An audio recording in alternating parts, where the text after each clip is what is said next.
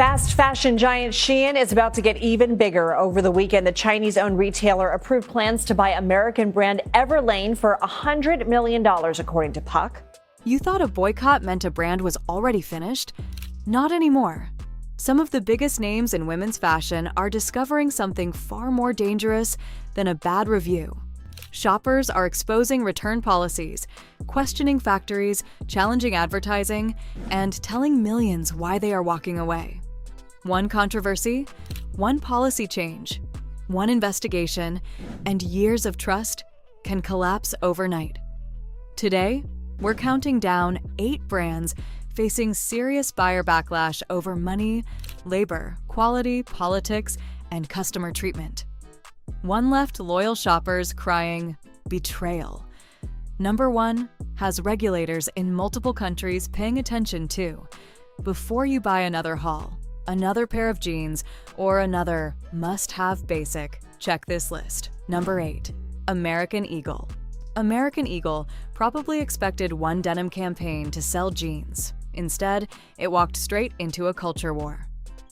In 2025, the company launched its Sydney Sweeney Has Great Jeans campaign. The joke was obvious. Jeans sounded like jeans.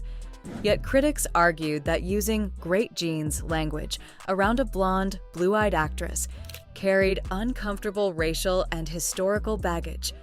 The reaction exploded online. Some viewers called the campaign clever and harmless. Others said it leaned into narrow beauty standards and provocative genetic language that should have been caught before launch. Boycott calls followed, while defenders accused critics of inventing a controversy where none existed. That split matters. A modern boycott does not always look like everyone agreeing to stop buying. Sometimes the fight itself becomes the story. One group says, "I'm done with this brand." Another group buys specifically because they dislike the boycott. Suddenly, the clothing is almost secondary. American Eagle responded by insisting the campaign was about jeans and confidence, not genetics. The company said, "Great jeans look good on everyone." Here's the twist. The backlash did not destroy the campaign. American Eagle later reported record-breaking new customer acquisition, and its shares jumped after the company discussed the attention around the campaign. That makes this case different from several others on our list. The boycott pressure was real, but so was the counter-reaction. For buyers, the lesson is bigger than one advertisement. Fashion brands increasingly sell identity alongside fabric. The moment advertising steps into race, politics, body image, or cultural symbolism, customers are not simply deciding whether a pair of jeans fits. They are deciding whether buying the product feels like endorsing the message attached to it. There is another reason this story belongs here. The campaign showed how difficult it is to measure a boycott by noise alone. Viral outrage can look enormous while sales move in the opposite direction. Smart shoppers should watch both reactions, what people say online and what customers actually do with their wallets. American Eagle escaped the worst financial outcome critics predicted, but the episode proved how fast a clothing company can become a national argument. And apparently, even a pair of jeans can now require a political science degree. The next brand did not anger shoppers with an advertisement. It angered them after they tried to send clothes back. Number 7, PrettyLittleThing. PrettyLittleThing built its empire on speed, affordability, influencer culture, and the promise that you could constantly refresh your wardrobe without spending luxury money. Then returning those purchases became part of the fight. In early 2025, shoppers learned that PrettyLittleThing had reduced its return window from 28 days to 14. The change triggered anger online, especially from customers who said they did not feel properly warned and suddenly found themselves dealing with a much tighter deadline. Some threatened to boycott. That sounds like a small policy change until you remember how online fashion actually works. You cannot touch the fabric through a screen. You cannot know whether the small fits like an extra small or a medium. You cannot always tell whether a cream dress will arrive looking beige, yellow, or almost transparent. Returns are not a side issue for online clothing. They are part of the buying experience. PrettyLittleThing had already faced criticism over return charges. Reports also described customers becoming frustrated when accounts were restricted or blocked after high return activity. From the company's side, there is a real business problem. Constant returns are expensive. They create shipping costs, processing costs, waste, and stock problems. Some shoppers also abuse generous return systems by ordering huge amounts, wearing items once, or sending nearly everything back. Yet buyers have their own argument. If sizing is inconsistent, photographs are heavily styled, and quality varies from item to item, why should the customer carry more of the risk? That is where frustration turns into resistance. A cheap dress is not cheap if you pay delivery, pay a return fee, rush to meet a shorter deadline, and still worry your account may be flagged. The trap is focusing only on the price beside the product. Before buying from any fast fashion site, check 4 things first: the return window, return fee, refund method, and whether frequent returns can affect your account. Those rules can change the real cost of shopping dramatically. If this kind of buyer warning is useful, subscribe now. We dig past the glossy product photos and look at the policies, controversies, and hidden problems shoppers often discover too late. PrettyLittleThing is not alone, though. The next retailer has also decided that customers who return too much may have to pay more. Number 6. ASOS. ASOS became popular partly because it made online fashion feel almost risk-free. Order several sizes, try everything at home, keep what works, and send back what does not. That convenience helped train shoppers to treat the bedroom like a fitting room. Now, ASOS is trying to change the rules. In January 2026, the retailer updated its United Kingdom return system, so certain high-return customers could face a £3.95 return charge unless they kept enough value from their order. The company also introduced tools allowing shoppers to see their return rate. For ASOS, the logic is understandable. Returns are expensive for retailers and hard on logistics. Clothing can come back wrinkled, damaged, out of season, or unable to be resold at full price. Moving millions of parcels back and forth also clashes with the environmental language fashion companies increasingly use. Still, shoppers pushed back. Some argued that high return rates are not always caused by reckless buying. Online sizing can be unpredictable, especially on a marketplace carrying many different brands. A size 10 from one label may fit nothing like a size 10 from another. Even photographs can hide fabric thickness, stretch, length, or shape. That creates an uncomfortable question. If a retailer makes money by offering enormous choice online, should customers be penalized for needing to try that choice at home? Reports described shoppers threatening to stop buying from ASOS and other fashion retailers over increasingly strict return policies. Critics also complained that the rules can make ordinary buyers feel as if they are being watched and scored. Think about how different that feels from the old shopping experience. You used to walk into a changing room with 6 items and leave 5 behind. Nobody charged you for rejecting them. Online, those same 5 rejected items become parcels, data points, shipping costs, and possibly a mark against your account. That does not automatically make ASOS wrong. It does mean buyers need to shop differently.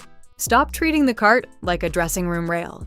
Check garment measurements, fabric composition, model height, brand-specific reviews, and whether the item is described as oversized, fitted, cropped, or stretchy. The return revolution is turning careless online ordering into an expensive habit. ASOS says the policy is meant to protect free returns for the wider customer base, not punish ordinary shoppers. That distinction matters, yet the change still reveals a new reality. Fashion retailers are using customer data to decide who costs them too much. Your shopping history can now affect tomorrow's shopping experience. That is a strange thought. You may think you are rating the clothes, while somewhere in a database, the clothes store is quietly rating you. Yet money and sizing are only part of the buyer rebellion. The next brand ended up sending millions of dollars back to customers after a federal regulator accused it of hiding something shoppers depend on: negative reviews. Number 5. Fashion Nova. Imagine buying a dress because almost every review looks positive. Then imagine discovering that bad reviews may not have been showing up the same way. That is the nightmare behind Fashion Nova's biggest trust problem. The United States Federal Trade Commission accused Fashion Nova of suppressing product reviews with ratings below 4 stars. In 2022, the company agreed to pay $4.2 million to settle the allegations and was prohibited from suppressing customer reviews. Then, in January 2025, the story returned to shoppers' bank accounts. The Federal Trade Commission announced it was sending nearly $2.4 million in refunds to more than 148,000 consumers who had filed valid claims. Why does this matter so much for clothing? It is because reviews are the online fitting room. A model photo tells you how the company wants the dress to look. A customer review tells you whether the zipper broke, the fabric felt thin, the white version was see-through, the sizing ran tiny, or the pants looked completely different after one wash. Take away negative experiences and you do not just improve a star rating, you change the buyer's perception of risk. Fashion Nova did not become famous by moving slowly. Its entire appeal was speed. Celebrity-inspired looks, social media buzz, curve-conscious styling, and new trends arriving while people were still talking about them. Speed can make shoppers less cautious. You see the outfit. You see thousands of likes. You see a limited time discount. You think, if I wait, it will be gone. That is exactly when trustworthy reviews matter most. The Federal Trade Commission case is especially important because this was not merely a TikTok accusation or an angry thread. It became a federal consumer protection case, with money ultimately returned to affected shoppers. Fashion Nova agreed to the order without the story disappearing. For buyers, the smartest response is simple. Never trust one review system. Search for independent try-ons. Look at videos filmed in normal lighting. Check comments that mention measurements. Search the exact product name with words like quality, sizing, return, and after washing. A 5-star page can make you feel safe. Real shopping safety comes from checking what the sales page does not control. The case also explains why screenshots matter. If you rely on reviews before buying, save important details when an expensive purchase is involved. Product pages change. Ratings change. Descriptions change. A screenshot of sizing, material, return promises, or advertised features can be useful if what arrives does not match what you reasonably expected. Fashion. Nova's problem was trust in reviews. The next brand faces a different trust problem. What happens when a company markets fashion as more responsible, while critics question how green that image really is? Number 4. H&M wants to sell more than inexpensive clothes. Like many global fashion companies, it also wants shoppers to believe the business is becoming more responsible. That is where the argument begins. For years, H&M has promoted recycling, lower impact materials, garment collection programs, and sustainability goals. Those efforts appeal to buyers who still want affordable fashion but feel uncomfortable about waste. Critics say the danger comes when marketing moves faster than reality. H&M has faced accusations of greenwashing, including legal challenges and public criticism over how environmental claims were presented to customers. The company has also remained part of a much wider debate about garment worker conditions and the environmental cost of producing huge volumes of clothing. Another controversy hit in the United States after a viral incident at an H&M store in New Mexico led to accusations of racial profiling and boycott calls. That shows how fragile a global fashion brand can become. One customer may be angry about labor, another cares about carbon emissions, another is watching how staff treat shoppers. Someone else simply wants a $19.99 blouse that survives more than one season. All of those expectations now collide under the same logo. H&M has responded over the years by publishing sustainability information, supply chain data, goals, and corporate responsibility commitments. The company would argue that changing a fashion system this large takes time and that progress should not be ignored. Critics answer with a harder question. If a company is still built around selling enormous quantities of trend-driven clothing, how sustainable can the model really become? That is the fight buyers are having. It is also why words like conscious, recycled, responsible, and lower impact should never end your research. They should begin it. Turn the label over, check the fiber content, ask whether recycled describes the whole garment or one material inside it. Look at whether the item is designed to last.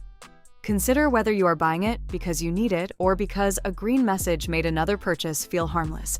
That last part matters. Sustainability marketing can reduce guilt, and reduced guilt can make people buy more. Suddenly, you are saving the planet one unnecessary cardigan at a time. H&M is hardly the only company caught in this debate. Fast fashion as a whole faces rising pressure to prove environmental claims instead of simply decorating campaigns with green language. That means buyers should look for measurable details. Percentages, timelines, certifications, supplier disclosure, and clear definitions instead of comforting words printed beside leaves. If you have ever stopped buying from a clothing brand because the quality, ethics, or customer treatment changed, hit the like button. It helps more shoppers see these warnings before their next order.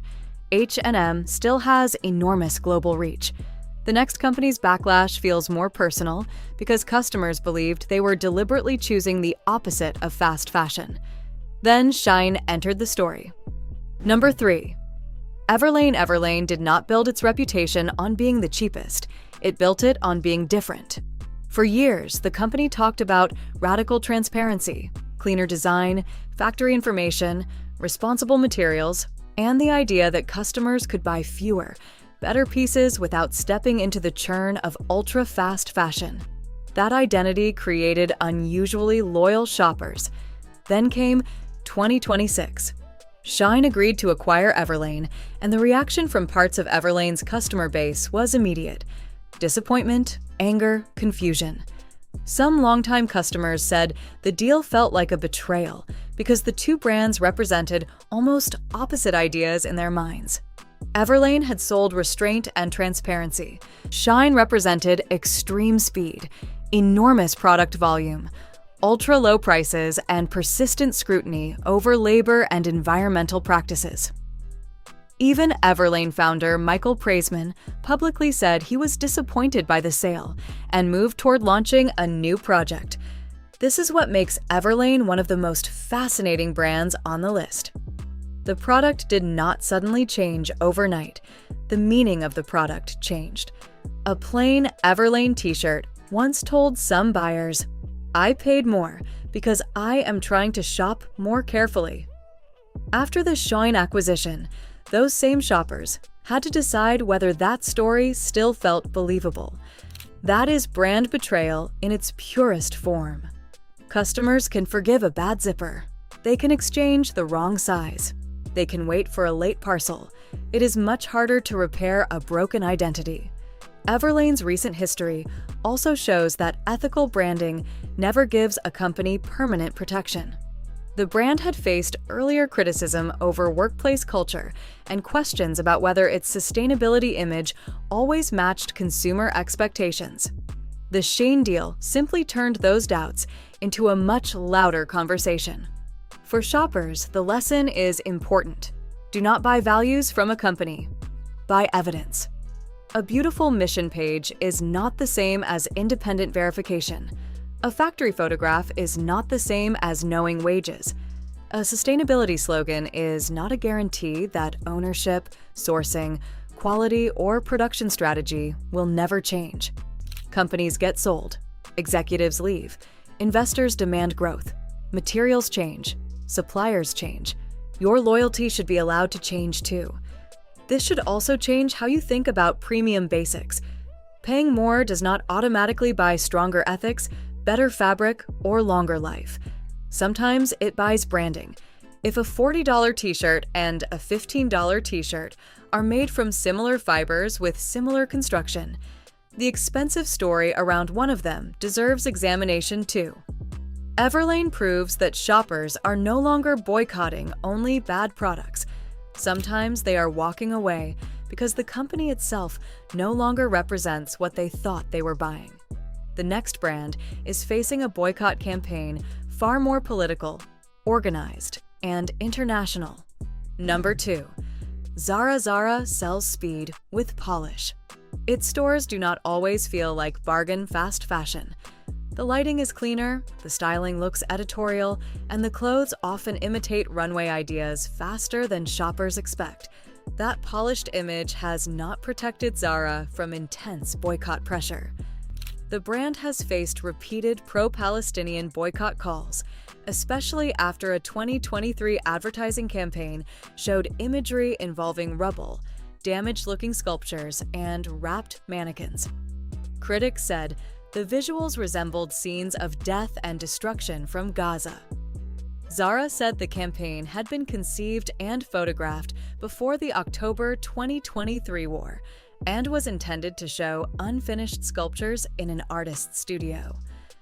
The company removed the images and expressed regret over the misunderstanding. The controversy did not end there.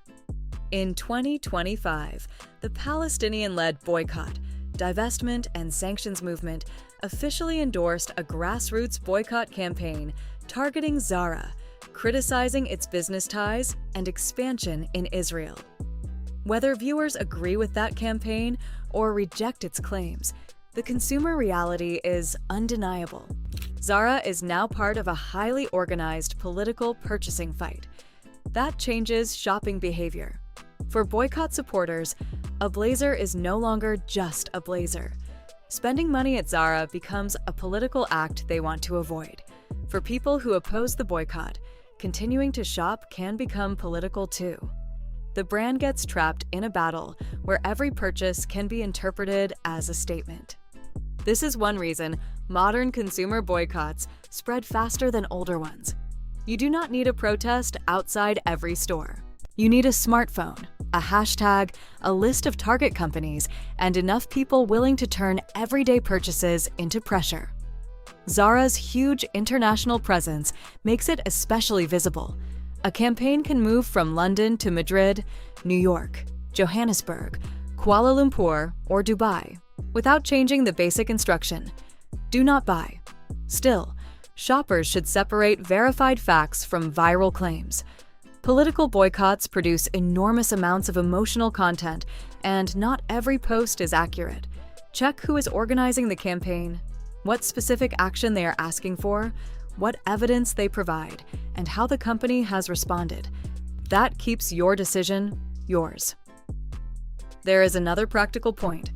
Zara releases new designs quickly, which can create a fear of missing out even among shoppers who support a boycott. That pressure is intentional to the fast fashion experience. See it now, buy it now, because it may disappear. Resisting a brand often means resisting that urgency first. That dress is not the last dress humanity will ever make. Your wardrobe will survive. That is the point. Urgency disappears quickly, but bad purchases stay much longer. Zara shows that brand reputation can now be shaped by events far beyond fabric, stitching, or price. Number 1 goes even further. This company is facing anger over labor, sustainability, selling tactics, and consumer protection all at once. Number 1. Shein did not just speed up fast fashion. It changed what shoppers thought speed could mean.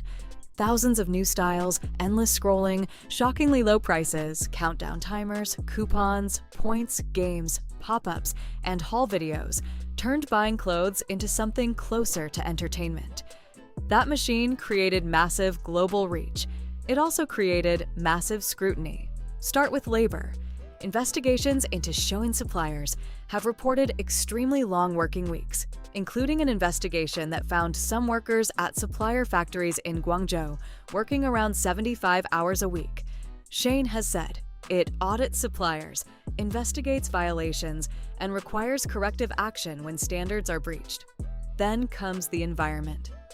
Ultra-fast fashion depends on enormous product turnover. Critics argue that this encourages overconsumption, short garment life, synthetic fiber use, waste, and emissions. Shein has published climate goals and sustainability initiatives, but European regulators have challenged parts of its environmental messaging. In 2025, Italian competition authorities fined a company operating Shein's European website €1 million over misleading environmental claims. France also imposed a much larger fine connected to deceptive commercial practices involving discount claims and environmental information. Then, there is the way the website makes people shop. In June 2025, the European Consumer Organization and consumer groups from 21 countries filed a complaint accusing Shein of using dark patterns that push people toward buying more than they originally intended. Think about that phrase. Dark patterns are design techniques that influence behavior. Urgency messages, repeated prompts, gamified rewards, or interfaces that make one choice feel easier than another. This matters because Shein's greatest strength is not simply cheap clothing, it is frictionless temptation. A $12 dress feels harmless. Then you add a $6 top, then earrings, then another dress because the coupon activates at a higher total. Free shipping appears if you add one more item. Suddenly, a bargain becomes a haul. That is why the backlash against Shein is different from a normal quality complaint. Critics are challenging the entire system: how the clothes are made, how quickly they are produced, how environmental claims are presented, and how shoppers are encouraged to keep buying. Shein disputes or responds to many criticisms and says it is improving oversight, compliance, and sustainability. It remains extremely popular, which is important to say. A boycott can be loud without being universal. Shein also demonstrates why individual blame solves very little. A shopper on a tight budget did not design the global apparel system. The useful question is what power a buyer actually has. Purchase less, wear items longer, use resale, repair what is repairable, compare materials, and support better options when the budget allows. Millions of people still shop there because price matters, especially when household budgets are tight. For many buyers, a $5 top is not a moral puzzle. It is what they can afford. That tension is exactly why Shein sits at number 1. The company represents the biggest contradiction in modern fashion. Shoppers say they want better labor standards, less waste, safer products, honest marketing, and clothes that last. Then, the cheapest, fastest option appears on the phone. Buyer resistance will only matter if people change what happens after that moment. Before checking out, stop and ask 3 questions. Would I buy this without the countdown? Would I buy it without the coupon? Would I still want it if it cost twice as much? If the answer is no, the app may be choosing more of your wardrobe than you are. The real fight in fashion is no longer just brand versus brand. It is impulse versus information. These 8 companies show how quickly shoppers can challenge a label once trust starts slipping. Some boycotts are political, some are about policies, some are about ethics, others are simply customers deciding that the product, price, or promise no longer adds up. Your closet is full of votes you already paid for. Make the next one carefully. Tell us in the comments which clothing brand lost your trust and what finally made you walk away. If this video helped you shop a little smarter, hit the like button and subscribe for more buyer warnings like this. Then click the next video on the left, because the brand shoppers are abandoning are only half the story. The companies quietly winning those customers over are making some very different promises, and a few may already be sitting in your closet.